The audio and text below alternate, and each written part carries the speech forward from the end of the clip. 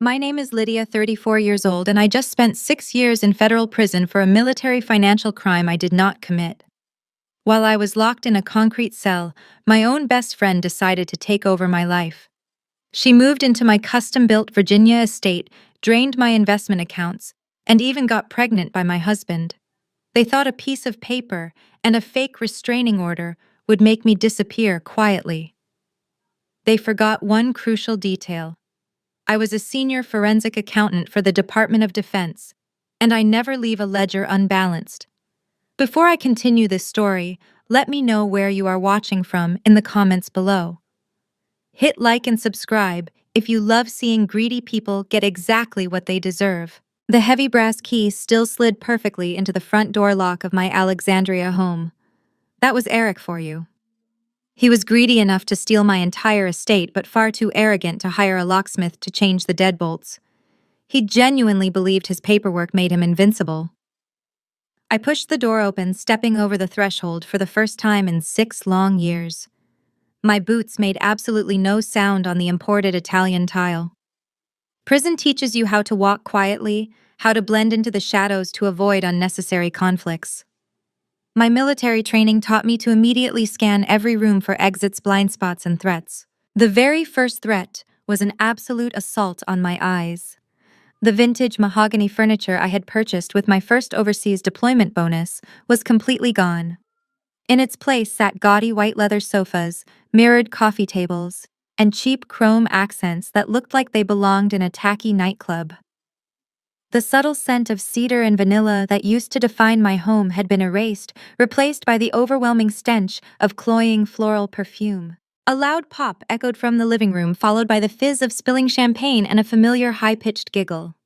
I moved silently through the foyer and stood in the arched doorway of the living room, letting the shadows conceal me for just a moment longer. Eric was standing by the marble fireplace, pouring champagne into 2 crystal flutes. He looked softer than I remembered. The sharp jawline I used to love was now hidden beneath a layer of lazy wealth and excessive dining. Sitting on the white leather sofa was Monica, my former college roommate and supposed best friend. She was wearing a silk maternity robe that I instantly recognized from a boutique catalog I used to browse.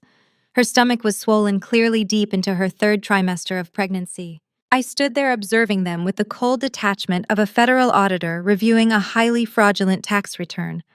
I did not cry. I did not scream or demand answers. 6 years in a maximum security military facility burns the tears right out of your tear ducts. Eric turned around to hand Monica her glass and froze. The champagne flute slipped from his fingers, shattering loudly against the marble hearth. The expensive liquid pooled around his designer leather loafers. Monica let out a dramatic gasp, instinctively clutching her pregnant belly, as if my mere presence was a physical attack. Eric stammered, his face draining of all color. "You are supposed to be in Leavenworth. Your military sentence was not up for another 2 years. Good behavior," I said, keeping my voice entirely flat and devoid of emotion. "And federal facility overcrowding. The justice system is funny that way. You should really clean up that glass, Eric. It is ruining my hardwood floor." Eric quickly recovered from his initial shock. His posture shifted rapidly from terrified to aggressively arrogant. He puffed out his chest, stepping over the broken crystal to close the distance between us. He reached into the inner pocket of his tailored suit jacket and pulled out a folded legal document, tossing it onto the mirrored coffee table with a loud smack. "You do not own this floor anymore," he sneered, crossing his arms. "You do not own anything. Did you forget the comprehensive power of attorney you signed before your military tribunal? You gave me full legal control to manage your affairs while you were locked away. I liquidated the portfolio. I transferred the property deed. This house belongs to me and Monica now." Monica adjusted her position on the sofa, making sure her pregnant belly was prominently displayed like a shield.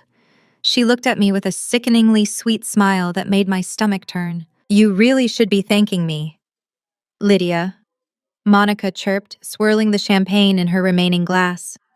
"You were busy wearing an orange jumpsuit and embarrassing your entire family with that pathetic embezzlement scandal. Someone had to stay here and take care of Eric.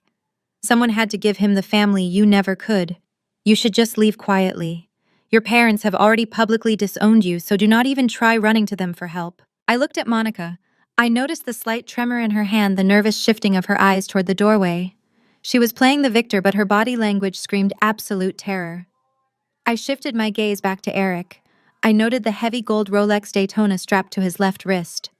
It was a $40,000 watch bought with the money I had earned dodging mortar fire in overseas combat zones. "You are trespassing," Eric warned, his voice gaining false bravado as he took another step forward. "That paper on the table is an active restraining order. I filed it with a local judge the moment I heard rumors about your early release. If you do not walk out that door right now, I will call the police and have you dragged right back to a jail cell." I did not flinch. I did not even glance at the restraining order on the table. Instead, I reached into the pocket of my tactical jacket and pulled out a plain black burner phone. I dialed a single number and put the phone to my ear, keeping my eyes locked dead on Eric. "Gavin," I said when the secure line connected. "I am standing in the living room." They took the bait perfectly. "Initiate Protocol 4. Freeze everything." I ended the call and slipped the phone back into my pocket. I looked Eric up and down one last time, offering him a sharp, ice-cold smile. "You gained weight, Eric," I said smoothly. "It does not suit you. Enjoy the champagne." Without another word, I turned on my heel and walked out the front door, leaving it wide open behind me. The crisp Virginia wind whipped through the house. I walked down the long driveway toward the street, my posture perfectly straight, my mind already calculating the next strike. Just as my boots hit the concrete sidewalk, a muffled sound erupted from inside the house. It was the frantic, rapid chiming of a cell phone receiving multiple urgent notifications. Then came the shouting. Eric was screaming Monica's name in pure panic. I did not need to be inside to know what was happening on his screen. Every bank account, every offshore wire, every credit card attached to his name and my stolen assets was instantly freezing. The financial execution had officially begun. I heard his heavy footsteps slapping against the concrete before he even cleared the front porch. Eric was never a runner. 6 years ago, he complained about jogging half a mile to the local coffee shop. Now, fueled by the sheer panic of his frozen bank accounts, he was sprinting down the driveway. I did not turn around. I kept my pace steady, breathing in the crisp Virginia air, letting the cold wind hit my face. "Lydia!" he screamed, his voice cracking with a mix of rage and desperation. "Turn around right now! What did you just do to my accounts?" I kept walking toward the wrought iron gates at the end of the property. That dismissal infuriated him more. He closed the distance rapidly, his heavy breathing audible just inches behind my ear. Then he made the single biggest mistake of his life. He reached out and grabbed my left shoulder, digging his fingers into my jacket to violently pull me backward. In the military, they do not just teach finance officers how to balance ledgers and audit defense budgets. Before I analyzed offshore accounts for the Department of Defense, I went through the exact same close-quarters combat training as the frontline units. Muscle memory is a permanent thing. The moment his hand grabbed my shoulder, my body reacted autonomously. I pivoted sharply on my right heel, dropping my center of gravity to slip under his grip. I seized his wrist with both hands, twisted it outward to lock the joint, and drove my elbow directly into his chest. Without pausing, I swept his legs out from under him in one fluid, brutal motion. Eric hit the asphalt with a sickening thud. The impact knocked the wind completely out of his lungs. He lay flat on his back, staring up at the sky, gasping for air like a beached fish. I stood over him, not even breathing hard. I calmly brushed a piece of lint off my tactical jacket. "Do not ever touch me," I said, my voice dangerously low and completely steady. "You are used to dealing with the naive woman who trusted you. That woman died in a federal holding facility. I am what came back." Eric groaned, clutching his shoulder and rolling onto his side. The knees of his expensive tailored trousers were torn, scraping against the rough gravel. "You are insane." He wheezed, his face red with humiliation. "You are going straight back to prison for assault. I will make sure of it." "It is self-defense, Eric," I replied coldly. "You attacked me from behind, but feel free to test that theory in court." The wail of sirens cut through the quiet suburban neighborhood before he could answer. 2 local police cruisers tore around the corner, their lights flashing aggressively, and screeched to a halt right in front of the estate gates. The doors flew open, and 4 uniformed officers stepped out, their hands resting cautiously on their belts. Eric suddenly found the strength to sit up. He pointed a trembling finger at me, playing the perfect victim for his audience. "Arrest her. She broke into my house and attacked me unprovoked. She is a convicted felon and she is dangerous." I recognized the lead officer immediately, Officer Jenkins. He used to provide private security for the country club where my parents played golf. Eric had clearly been throwing my stolen money around town, buying local loyalty to secure his stolen empire. Jenkins walked toward me with a smug, arrogant expression, pulling a pair of heavy handcuffs from his belt. "Put your hands behind your back, ma'am," Jenkins ordered, puffing out his chest. "You are under arrest for trespassing and aggravated assault." "Check the property records, Jenkins," I said smoothly, not moving an inch. "I own this estate. You cannot trespass on your own property. Mr. Eric holds the deed now." Jenkins shot back, grabbing my arm roughly. "And he called ahead to warn us you might show up making trouble. Turn around. Now." I did not resist. I knew exactly how corrupt this local precinct was, and fighting street cops was a waste of my energy and tactical advantage. I slowly raised my hands, letting him snap the cold metal cuffs around my wrists. The steel bit into my skin, a familiar sensation that no longer scared me. Eric managed to get to his feet, dusting off his ruined suit, a triumphant smirk spreading across his face as he watched me get restrained. "Enjoy your return trip to a cell, Lydia," Eric spat, stepping safely behind the police officers. "I told you you have no power here anymore." Before Jenkins could push me toward the cruiser, a massive black SUV rolled up to the curb, aggressively blocking the police vehicles completely. The tinted windows rolled down, and the driver door swung open. Gavin stepped out.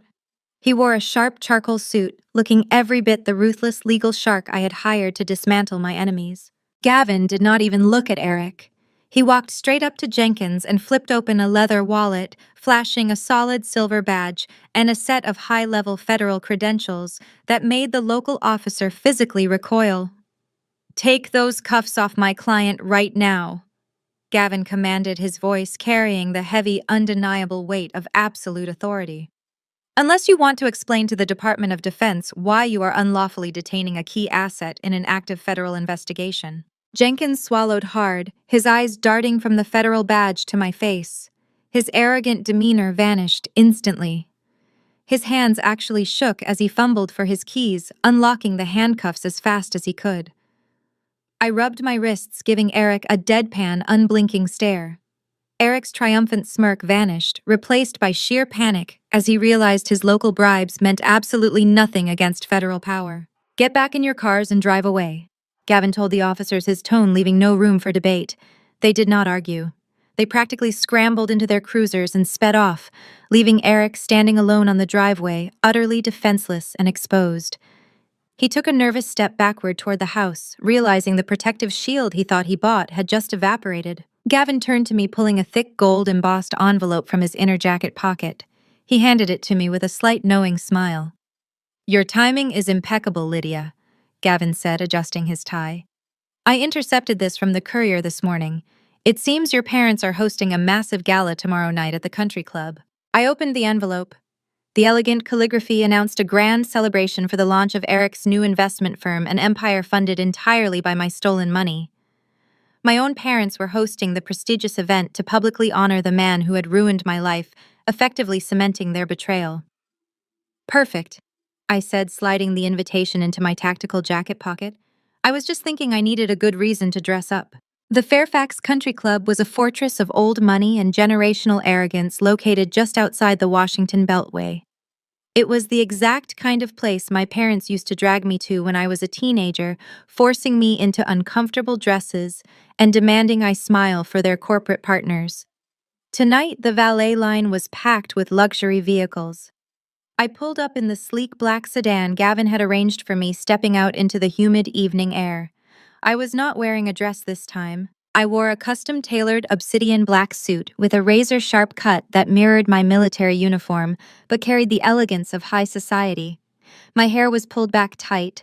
I wore zero jewelry. I did not need diamonds to command a room. I walked through the double mahogany doors and handed the gold-embossed invitation to the concierge.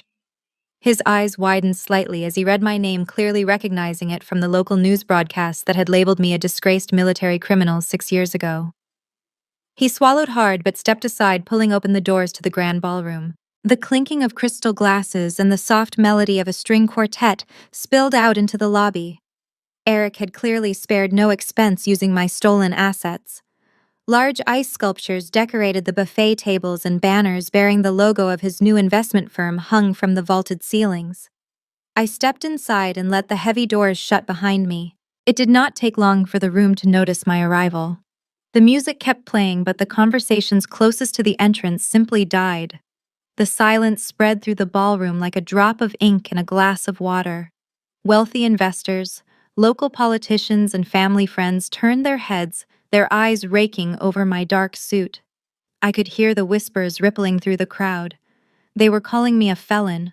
They were whispering about how the prodigal thief had returned from federal prison to beg for scraps. I kept my chin perfectly level and walked straight toward the center of the room. My mother Barbara intercepted me before I even made it to the champagne tower. She practically sprinted across the polished marble floor, her expensive silk gown swishing violently around her ankles. She slapped a wide, painfully fake smile on her face for the sake of the watching guests, but her eyes were entirely, completely hollow with rage. "Lydia!" she hissed, keeping her voice low enough that the nearby investors could not hear. "What on earth do you think you are doing here? You are supposed to be locked away." "I was invited," I replied evenly, my voice cutting through her panic. "I wanted to see exactly what my 6 years of service bought for your new favorite son. You are a convicted thief." Barbara spat her fake smile, straining at the corners. "You humiliated this family when you chose the military over our company, and you humiliated us again when you got caught stealing defense funds.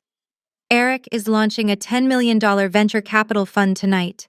Do not you dare ruin his big moment with your pathetic presence. Security is going to drag you out of here." Before I could point out that security could not touch an invited guest, a splash of dark liquid hit my chest. Cold, dark red wine soaked instantly into the crisp white shirt beneath my suit jacket, staining the expensive fabric like fresh blood. I did not flinch. I did not gasp. I simply slowly turned my head to the right. My older sister Brittany stood there holding an empty wine glass. She wore a glittering sequin dress that screamed for attention, her face twisted into a mask of pure, unadulterated malice. "Oops," Brittany mocked loudly, ensuring the entire room heard her. "I guess my hand slipped. But really, it is a vast improvement on that ugly orange jumpsuit you are so used to wearing." I looked down at the ruined shirt. I calculated the cost of the dry cleaning, then calculated the exact amount of debt her husband's company currently held. I looked back up at her, my expression completely blank. "You always were clumsy, Brittany," I said calmly, "especially when you are holding things that do not belong to you." Brittany flushed red with anger. She raised the heavy crystal glass, entirely preparing to hurl it directly at my face. "You arrogant piece of trash," she yelled. "Eric is more family to us than you ever were. He stayed here and built an empire while you were rotting in a cell. You are nothing but a stain on this family name." She swung her arm back to throw the glass. A large, firm hand clamped down on Brittany's wrist in midair, stopping her instantly. DeAndre stepped out from the crowd of onlookers. My brother-in-law was a towering, broad-shouldered African-American man who commanded immediate respect just by entering a room. As a senior IT auditor for a major tech firm, he possessed a razor-sharp intellect and a strict moral compass that always made him the outlier in my deeply toxic family. He gently but forcefully pried the glass out of his wife's hand and set it on a passing waiter's tray. "That is enough, Brittany," DeAndre said, his voice a deep, resonant rumble that carried absolute authority. "You are acting like a child throwing a tantrum. Stop embarrassing yourself and step back." Brittany glared at her husband, yanking her arm away. "You are supposed to be on my side, DeAndre. She is a criminal." DeAndre did not look at his wife. He stepped right in front of her, physically blocking her from reaching me again. He pulled a pristine white linen napkin from his pocket and held it out to me. His dark eyes met mine, and for the first time since I stepped out of the federal holding facility, I saw genuine respect. I saw someone who actually understood what was happening behind the curtain. "Welcome back, Lydia," DeAndre said softly. I reached out and took the napkin from him. As my fingers brushed against the linen, I felt something hard and metallic hidden inside the folds of the cloth. DeAndre did not break eye contact. He pressed his hand against mine for a fraction of a second, ensuring I had a firm grip on the concealed object. I pulled the napkin back and discreetly slid my thumb over the cold metal. It was a micro USB drive. I kept my face entirely impassive as I dabbed at the wine stain on my lapel. DeAndre leaned in just slightly, his voice dropping to a whisper, meant only for my ears. I track digital footprints for a living, he murmured. I know exactly how Eric bypassed the firewalls 6 years ago. The server logs are all there. I lowered the napkin and slipped my hand into my jacket pocket, securing the drive safely inside. A genuine, chilling smile finally touched the corners of my mouth. I appreciate the warm welcome, DeAndre, I said, clearly my eyes shifting to look at Eric, who had just walked onto the main stage at the front of the ballroom. I think it is time I properly congratulate the man of the hour. The grand ballroom was bathed in the warm glow of crystal chandeliers as a hushed anticipation fell over the crowd. I stood near the back of the room, the wine stain on my lapel feeling like a badge of honor, rather than the mark of shame my sister intended. Up on the main stage, Eric adjusted his expensive silk tie and leaned into the microphone. A massive LED screen behind him displayed the sleek minimalist logo of his newly minted investment firm. Thank you all for being here tonight. Eric began, his voice dripping with that practiced, effortless charm he used to deceive everyone in this room. They say success is built on a foundation of relentless hard work, sleepless nights, and unwavering integrity. When I conceptualized this $10 million venture capital fund, I knew it would require absolutely everything I had. I started from the bottom. I faced unimaginable personal adversity, but I stood firm, and today we open the doors to an empire built on trust and self-made perseverance. The audience erupted into polite, affluent applause. My parents stood in the front row, beaming with absolute pride at the man who had stolen their daughter's life. I did not clap. I moved with calculated precision along the perimeter of the room, blending into the shadows cast by the towering floral arrangements. My target was the elevated audio-visual control booth situated at the rear of the ballroom. A single technician sat behind the mixing board, heavily distracted by a text conversation on his phone. I slipped into the booth silently. A sharp tap on the technician's shoulder made him jump. Before he could speak, I handed him a crisp $100 bill and pointed toward the service exit. He took the money, nodded once, and vanished without a single question. I took his seat, my fingers gliding over the familiar interface of the control console. Eric was in the middle of thanking my parents for their unwavering financial backing when I pulled my encrypted titanium flash drive from my inner pocket.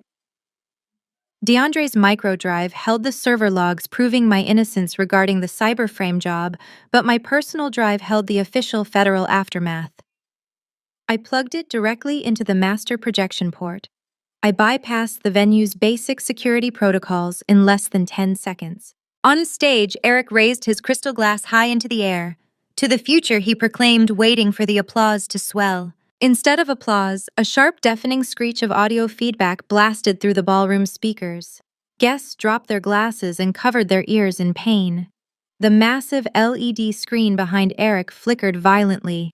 His pristine corporate logo dissolved into a mess of digital static. The ballroom lights dimmed to a harsh, cold setting, plunging the extravagant party into a stark, interrogative glare. When the bright screen illuminated again, it did not show a corporate pitch or a financial graph. It displayed a high-resolution scan of a classified United States Department of Defense document. The official golden seal of the Pentagon sat prominently at the top. The bold black text underneath was impossible to misinterpret. It read Official Decree of Absolute Exoneration. Right below the decree was a scanned image of a physical check issued directly by the United States Treasury. The payee was listed clearly. It displayed my full legal name. The amount printed across the center was $12 million, categorized under federal wrongful conviction compensation. A collective gasp rippled through the hundreds of wealthy investors. The silence that followed was completely suffocating. People squinted, pointing at the massive screen.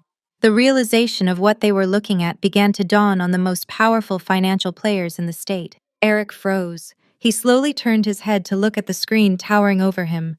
The blood drained from his face so fast he looked like a ghost. His confident posture completely collapsed. He stumbled backward, nearly tripping over the microphone stand, his mouth opening and closing without producing a single sound. Down in the front row, my mother covered her mouth with both hands, her eyes wide with sheer terror. Brittany stood frozen, her glass of wine trembling uncontrollably in her grip. I adjusted the main audio feed, routing the sound directly to the wireless headset microphone I had picked up from the console desk. I stepped out of the booth and began walking down the center aisle, dividing the sea of terrified guests. The sound of my boots clicking against the marble floor echoed through the speakers, amplifying my presence before I even spoke a single word. The wealthy crowd parted for me, instinctively stepping back, as if I were a lit match in a room full of gasoline. That $10 million venture capital fund you are all celebrating tonight is a complete illusion, my voice boomed through the ballroom, cold and commanding. I kept my eyes locked dead on Eric as he trembled on the stage. You are not looking at a self-made man. You are looking at a parasite who used forged legal documents to drain the assets of an active-duty military officer while she was serving a wrongful federal sentence. Murmurs of absolute panic broke out among the investors. Men in expensive suits immediately began pulling out their phones, frantically calling their financial advisors to pull their capital out of Eric's firm before the contagion spread. Eric gripped the wooden podium, his knuckles turning stark white. "Turn that screen off!" he shrieked, his voice cracking hysterically as he looked desperately toward the empty control booth. "Someone turn it off right now. She is lying. She is a convicted criminal." I stopped at the exact edge of the stage, looking up at the pathetic man who genuinely thought he had buried me alive. "That screen proves my record is permanently expunged, Eric," I said, my voice dropping to a low, lethal register that reverberated through the entire room. "Your entire company was funded by stolen military assets. You committed federal wire fraud, identity theft, and grand larceny. And unfortunately for you, the federal government does not take kindly to undeclared stolen capital." I raised my hand and pointed toward the back of the ballroom. "And the IRS is waiting outside." Right on cue, the heavy mahogany double doors of the country club swung violently open. A dozen federal agents wearing dark tactical windbreakers with the letters IRS and CID printed in bold yellow across their backs marched into the ballroom. They moved with absolute military precision, fanning out to secure every single exit. Eric dropped his crystal glass. It hit the stage floor and shattered into 100 tiny pieces. The sound of shattering crystal echoed through the dead silence of the ballroom. Eric stood completely paralyzed on the stage, watching the federal tactical teams fan out across the exits. His fraudulent empire was collapsing in real time. He had absolutely no backup plan. But Monica did. A piercing, blood-curdling scream ripped through the crowd. I looked down from the stage to see Monica collapsing onto the polished marble floor. She knocked over a catering tray as she went down, sending silver platters and appetizers crashing around her. She grabbed her swollen, pregnant belly with both hands, twisting her face into a mask of absolute agony. "She poisoned me!" Monica shrieked at the top of her lungs, pointing a trembling finger directly at me. "The drink she gave me. She is trying to kill my baby. Help me." It was a masterful, desperate piece of theatrical manipulation. The room erupted into sheer panic. Wealthy investors scrambled backward, knocking over chairs to get away from the supposed crime scene. Brittany dropped to her knees beside Monica, screaming at the federal agents to call an ambulance for a dying pregnant woman. The sudden medical emergency instantly disrupted the tactical raid. The IRS and CID agents were bound by strict federal protocols. They could not execute an immediate physical arrest while a suspect's pregnant wife was supposedly experiencing a life-threatening medical crisis. The lead agent barked orders into his radio, calling for emergency medical services to secure the perimeter. I stood on the edge of the stage watching Monica thrash around on the floor. I did not move a muscle to help her. I knew exactly what she was doing. She was buying time. She was using her unborn child as a human shield to stop the federal agents from putting her husband in handcuffs, right there in front of his entire network of investors. Eric finally snapped out of his shock, jumping down from the stage to kneel beside her, playing the role of the terrified, devoted husband to absolute perfection. Gavin grabbed my arm and guided me out through a side exit before the local paramedics rushed the building. The federal agents escorted Eric and Monica to the hospital, maintaining custody, but the immediate public execution of his firm had been successfully derailed. The next morning, I sat in the living area of my luxury hotel suite in downtown Washington. I poured myself a cup of black coffee and turned on the local news network. Eric had wasted absolutely no time. He knew the federal investigation would be kept under wraps until official indictments were filed, which meant he had a small window to control the public narrative. There he was on the television screen, standing outside the emergency room doors, looking exhausted and deeply traumatized. He was giving a live interview to a sympathetic local reporter. He did not mention the IRS raid. He did not mention the stolen military funds or my total exoneration. Last night, my pregnant wife was brutally attacked by a deranged woman who broke into our private charity event. Eric told the cameras, his voice breaking with manufactured emotion. This woman is a violent convicted felon who has been harassing our family since her release from prison. My wife is currently under medical observation, fighting for our baby's life. We are begging the authorities to protect us from this sociopath. I took a slow sip of my coffee. He was using the local media to paint me as a violent stalker, banking on the fact that the general public still believed the 6-year-old narrative of my guilt. He was trying to win the court of public opinion before the actual federal court could destroy him. A sharp, heavy knock on my hotel room door broke my concentration. I set my coffee mug down, scanning the room before I walked over and checked the security peephole. A nervous-looking man in a cheap brown suit was shifting his weight in the hallway. I opened the door. He immediately shoved a thick manila envelope against my chest. "You have been served," he muttered quickly, turning on his heel and practically sprinting down the corridor toward the elevators. I closed the door, broke the seal on the envelope, and pulled out a stack of legal documents. Gavin walked out of the suite's guest bedroom, securing his tie. He took one look at the paperwork in my hands and let out a harsh, frustrated breath. "Eric cashed in his last remaining local favor," Gavin said, reading over my shoulder. "He found a corrupt county judge who owes his investment firm a massive debt. This is an emergency ex parte injunction." I scanned the legal jargon quickly. Eric and his lawyers had filed an emergency motion claiming that because we were never formally divorced during my incarceration,